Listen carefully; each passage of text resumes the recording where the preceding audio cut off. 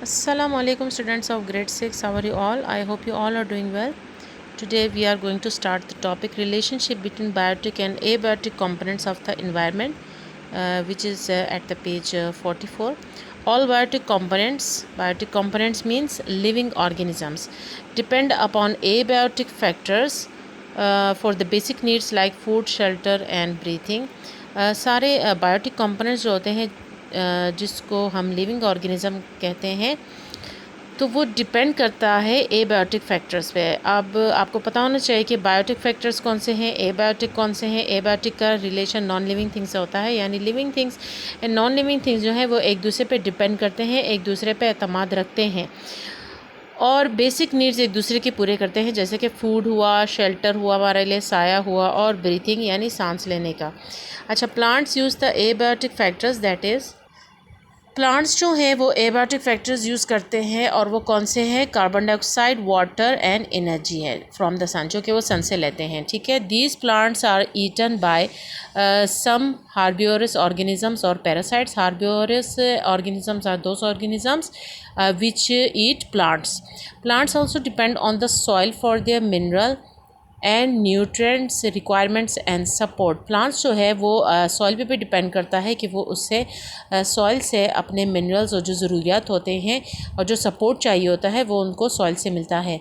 Hints a plant being a biotic component interacts with the abiotic components. तो इसीलिए वो कह रहे हैं इसी तरह प्लांट जो है वो एक बायोटिक कंपोनेंट है और वो एबायोटिक कंपोनेंट के बग़ैर उसका ताल्लुक़ नहीं बन सकता। The abiotic component and biotic component influence each other. तो ये बायोटिक एंड एबायोटिक कंपोनेंट्स जो होते हैं वो एक दूसरे पे असरअंदाज होते हैं। For example, the type of soil and the climate condition determines the type of flora यानी प्लांट्स एंड फोना। यानी जिस तरह हमारे पास वो कह रहे हैं कि क्लाइमेटिक कंडीशन होगा तो उसी टाइप के हमारे प्लांट्स होंगे और उस एरिया में एनिमल्स भी होंगे। The essential biotic component of an ecosystem are water, air, energy, nitrogen and soil.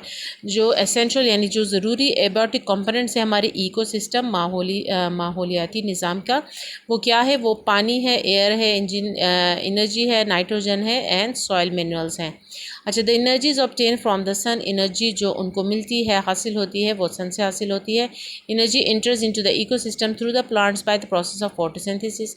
और ये एनर्जी जो इकोसिस्टम से इंटर होती है प्लांट्स में, वो कौन से प्रोसेस से इंटर होती है? By photosynthesis. ठीक है, this process also takes in carbon dioxide and water. और ये प्रोसेस जो है वो कार्बन डाइऑक्साइड एंड वाटर को अपने अंदर लेता है। Animals that feed on these plants play a major role in the movement of matter and energy through the system.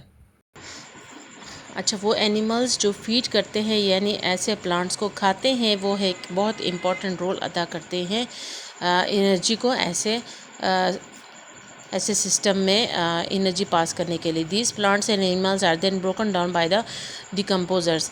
और यही प्लांट्स और एनिमल्स जो हैं वो बाद में ऐसे डिकम्पोजर्स बन जाते हैं। डिकम्पोजर्स क्या होते हैं कि वो organisms that are involve in the decomposition of dead plants and animals. यानी जो जानवर मर जाते हैं तो सॉइल भी उनके न्यूट्रिएंट्स सॉइल में चले जाते हैं और कुछ एनिमल्स उसको खाते हैं और प्लांट्स को भी उसको फ़ायदा मिलता है। Break down from the micro organism release nitrogen from the dead matter into the soil. और इसी तरह उनकी बॉडी से नाइट्रोजन रिलीज होती है जो कि सॉइल में चली जाती है। Hence abiotic and biotic components interact and work together in an environment that is best for all the living organism. इसी तरह एबायोटिक एंड बायोटिक कंपोनेंट्स जो हैं वो एक दूसरे के साथ ताल्लुक़ रखते हैं और वो एक दूसरे के बगैर काम नहीं कर सकते, और इसी तरह हमें एक बेस्ट लिविंग ऑर्गेनिज्म मिल सकता है। ठीक है। अच्छा, डू यू नो में देखो, a parasite is a type of consumer organism. Parasite जो है वो एक कंज्यूमर की तरह है। एंड कंज्यूमर कौन होते हैं? जो क्या करते हैं? प्रोड्यूसर्स को खाते हैं।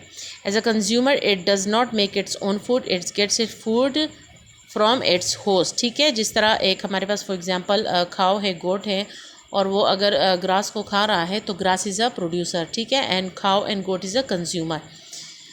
अच्छा, हमारा नेक्स्ट टॉपिक है effect of abiotic factors on photosynthesis. Abiotic factors जो होते हैं, जो इनका जो रिलेशन है वो नॉन लिविंग थिंग से हैं, तो अब उसका असर क्या होता है फोटोसिंथेसिस के प्रोसेस पे, उसके बारे में हम पढ़ेंगे। Within the ecosystem, there are interactions between the living things and the abiotic environmental factors such as sunlight, air, soil, temperature and water.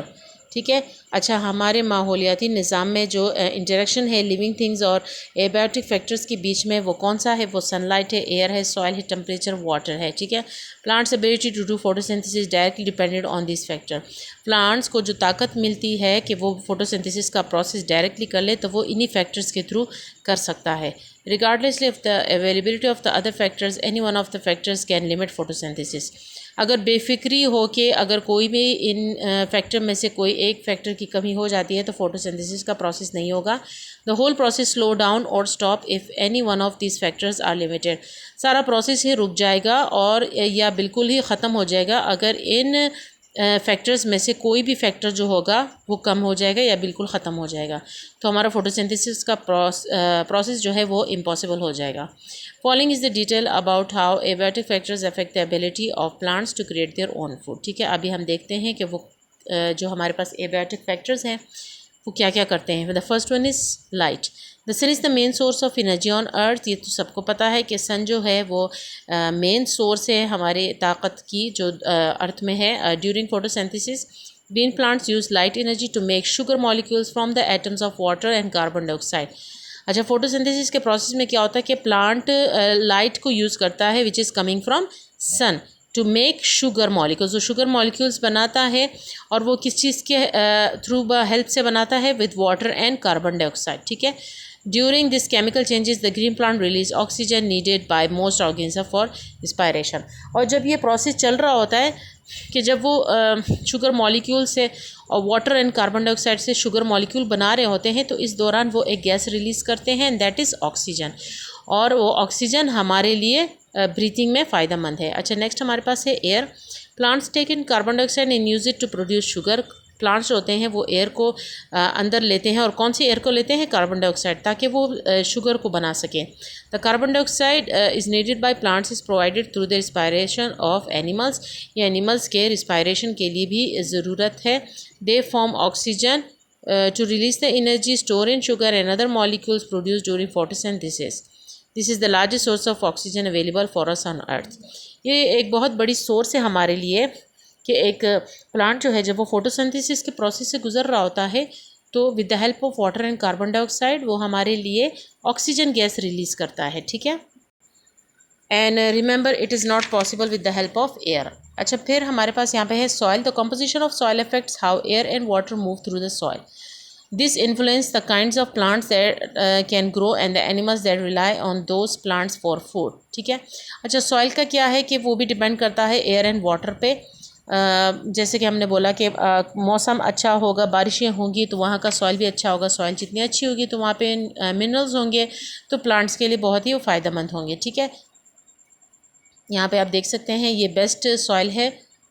अच्छा, फिर हमारे पास है temperature. Low temperature slows down the rate of photosynthesis. अगर temperature हमें कम मिलेगा तो हमारा जो फोटोसिंथेसिस का प्रोसेस है that would be also slow.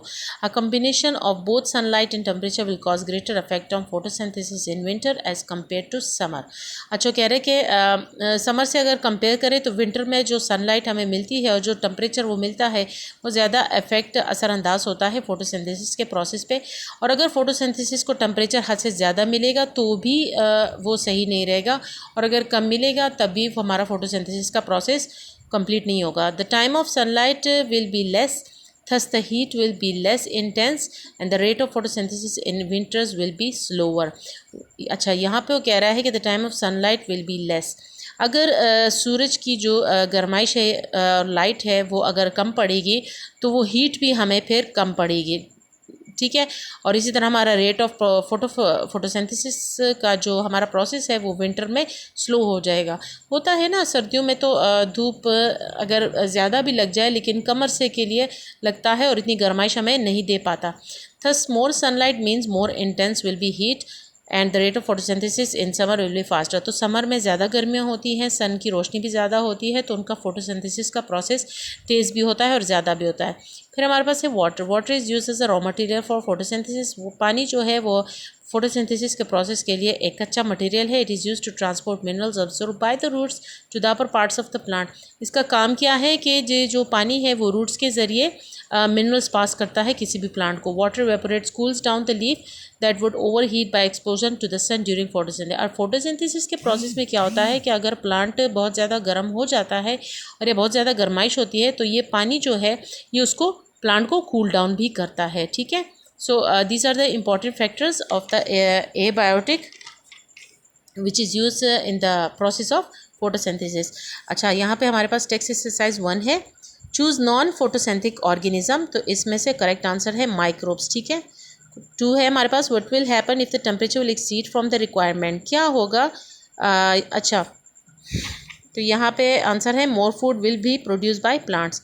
अच्छा, you live in a forest, what part of environment you will call it, तो हम उसको कौन सा इन्वायरमेंट बोलेंगे, बायोस्फीयर। बायोस्फीयर का जो इन्वायरमेंट है it is related to with the root system of plants. ठीक है। अच्छा, फिर हमारे पास है a goat for its nutrition will depend on the food produce by. एक गोट जो है वो खाना खाता है तो वो किस पे डिपेंड करेगा, दैट इज़ ग्रीन प्लांट्स। ठीक है। अच्छा, फिर हमारे पास है what is the average rate of rainfall in the rain forest annually, जो नॉर्मल रेट है बारिशों का रेन फॉरेस्ट में, that is more than 90 days. ठीक है। इंशाल्लाह नेक्स्ट वीडियो में मैं आपको ये क्वेश्चन आंसर्स भी करवा दूँगी। Please subscribe my channel and like my videos. Thank you.